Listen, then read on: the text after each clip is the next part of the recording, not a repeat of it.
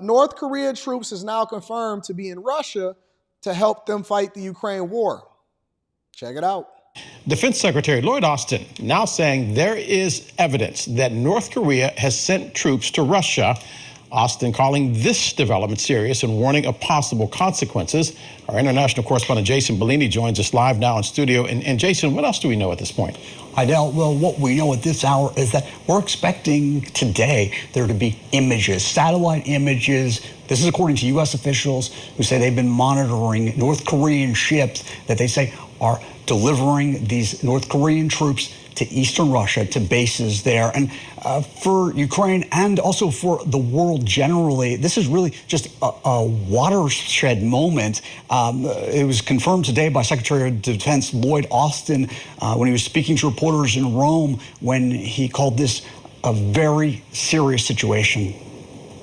We are seeing evidence that there are North Korean troops that have gone to Africa. Now, what exactly? Excuse me, not Africa, but Russia. What exactly they're doing, left to be seen. Was that a slip up? Wait. Was that a slip up? Let's continue. There are things that we need to sort out. We'll have more for you on that later. But as we continue to look at this, there is evidence that there are DPRK troops, in Russia.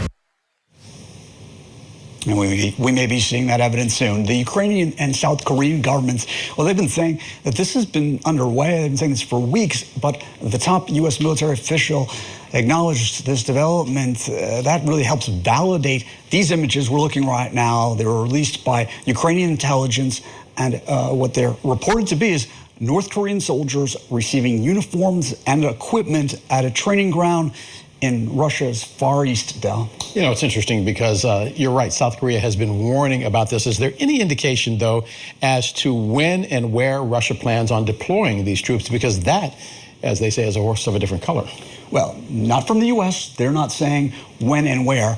But you've got the head of Ukraine's military intelligence telling a respected defense publication just yesterday that he expected North Korean troops to arrive on the battlefield as early as today. And they're being deployed, he said, to the Kursk region of Russia. This is the area where Ukraine says it sees about 500 square miles of territory. This was since its surprise incursion in early August, and President Zelensky has said the point of that incursion was to put pressure on Putin to try to get him to relocate his most experienced units from Ukraine's east, where they've been making significant advances on the battlefield.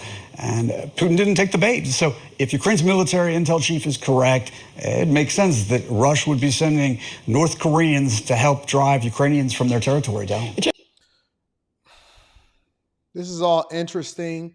I'm sure that the soldiers from North Korea will probably be fed better.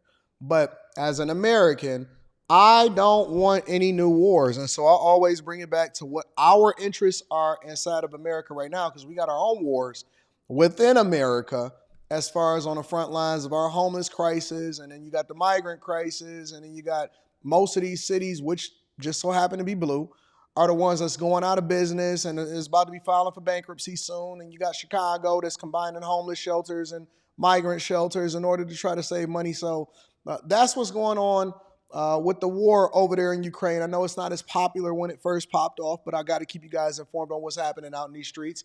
In addition to that, an E. coli outbreak is being tied to McDonald's and is weighing down on its stock. Check it out. Topping the 10 tonight, a deadly E. coli outbreak linked to a popular McDonald's menu item, the Quarter Pounder. The CDC is investigating the Chicago-based fast food chain after dozens of people got sick and at least one has died. Our Jermont Terry is at McDonald's headquarters breaking down what we know tonight. Jermont? Joe and Erica, this is the Quarter Pounder, and it is linked to that E. coli outbreak. You can still buy one here in the Chicago area, but already... Wait. Did y'all just go in there and actually buy a Quarter Pounder to use it as a prop?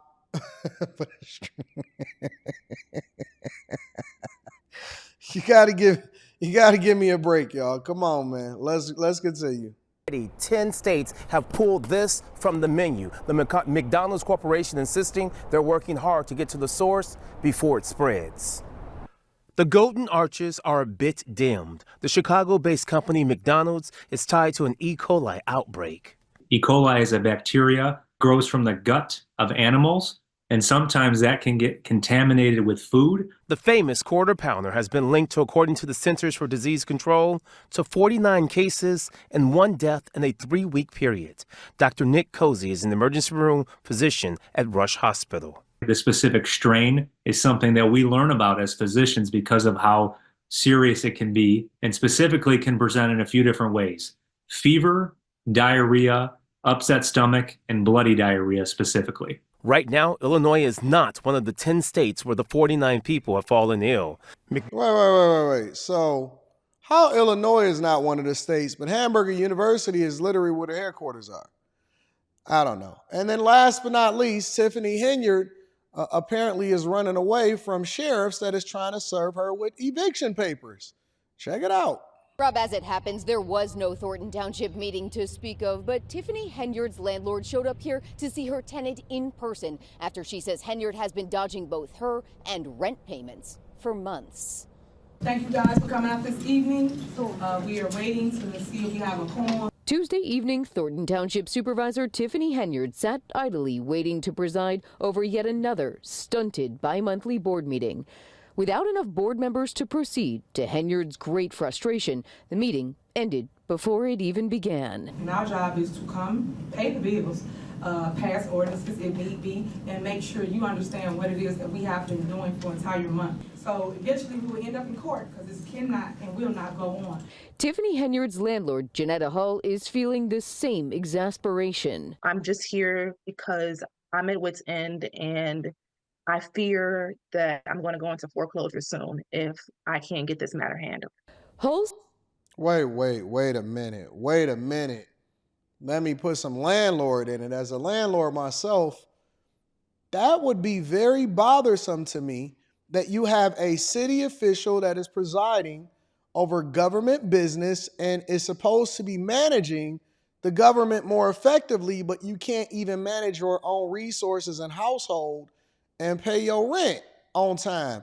And this is a woman that makes somewhere between $240,000 and $300,000 a year between her 2 jobs, and she can't pay the rent on time to that woman that is saying that she's possibly going to be facing foreclosure because basically Tiffany Henyard has become a squatter. It's crazy. Says Henyard and the man with whom she shares the home, Kamal Woods, haven't paid the $2,400 per month rent on the Dalton home they leased from her for October or September. In August, she says they paid just $2,200.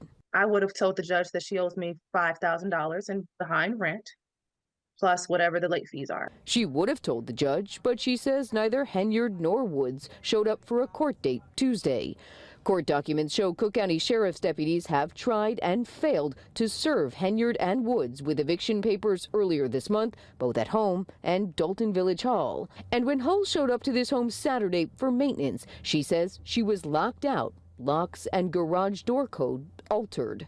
I'm just bewildered because the same things that she's doing to the trustees and changing locks in the offices, it's the same thing she does to everyone. It's not just them. Yeah, Tiffany Henyard, she got to go.